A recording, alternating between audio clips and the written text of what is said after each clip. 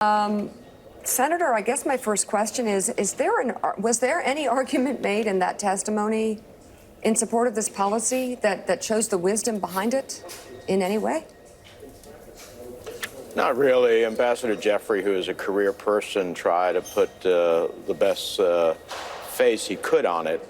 But all of the question of members, and I would say for the most part on a bipartisan basis, clearly show that not only was he not consulted, but that the policies that we had before in place, including having the Kurds patrol an area with the Turks on the other side, was working back in August, which was agreed to by the Turks, and then they just decided to go ahead and push their way through their military adventurism, and the result is that what we have is election politics, not national security, being decided by the President of the United States.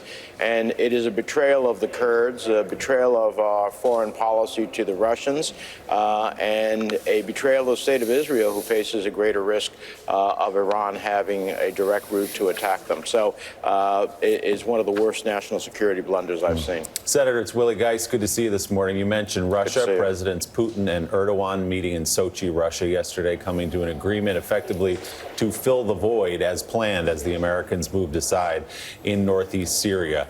Is there anything the United States can do at this point to mitigate the damage that we're watching happen in real time? What's your recourse here?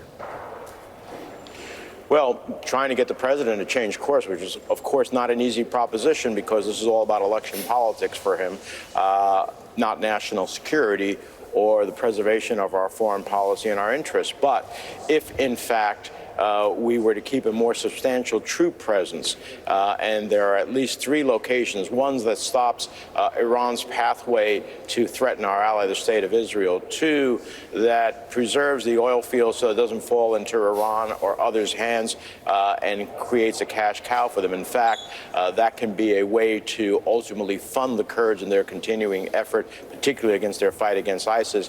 And thirdly, in the southern part of Syria, if we kept a significant presence there, that would at least mitigate some of the consequences. But to be very honest with you, some of what we have done is what the president has done, I should say, is already having ripple effects. Everybody in that region is recalibrating. I was at an event here in Washington yesterday where 2 ambassadors from that region said, we saw you in your questioning of Ambassador Jeffrey, and you're absolutely right. Why should we fight alongside the United States if you're going to abandon us when you're finished with us? Senator Menendez, Turkey, member of NATO. Yesterday in Sochi, President Putin meets President Erdogan. They carve up the territory that the United States occupied as recently as 10 days ago. So the question now is Turkey. Are they an ally? If not, what are they? I think they're a real challenge. They're everything we aspired of Turkey, the bridge between East and West, strong NATO ally, secular country, has gone the wrong way under Erdogan. And that's why I and the chairman of the Foreign Relations Committee, Senator Risch, have legislation to deal with this comprehensive effort on ISIS, sanctions on Turkey, as well as Russia for what's happening here, helping the Kurds. And the reality is that for those who say, well, you know, we want to try to preserve Turkey's relationship with us. Well, Turkey bought the S-400, a sophisticated Russian anti-defense system, in violation of U.S. law, something I helped write called CATSA. Turkey was sitting with Iran and Russia going back to the meetings in Astana about the future of Syria. Turkey has cast in their lot increasingly with Russia. So we shouldn't be worried about this quote-unquote concern about pushing Turkey into Russia's arms. That's where Erdogan has been, and the deal yesterday just showed the continuing concerns about the betrayal of our foreign policy to Russia. I don't want to depend upon Russia for the national interest and security of the United States. Hey, Bob, it's Claire. Good morning. Hi, Clara. Good morning. You know, I'm ticking off who won with this Syrian policy the president enacted.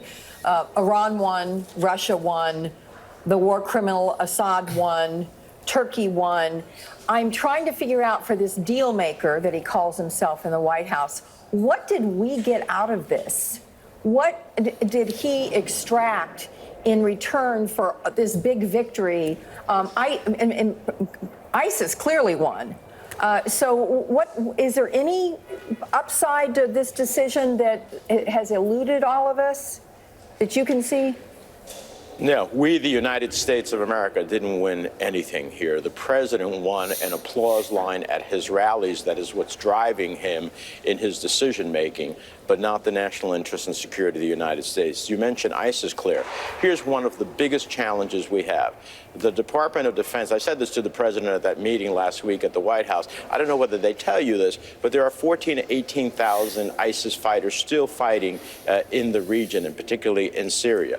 You have another 10,000 that were detained by the Kurds. If the Kurds have to worry about fighting for their own lives, they're not going to be protecting and detaining the 10,000 ISIS fighters. And if they get released, now you have a fighting corps of nearly 30,000 ISIS fighters. That's a clear and present danger to the United States. That's not a win. That's a big loss.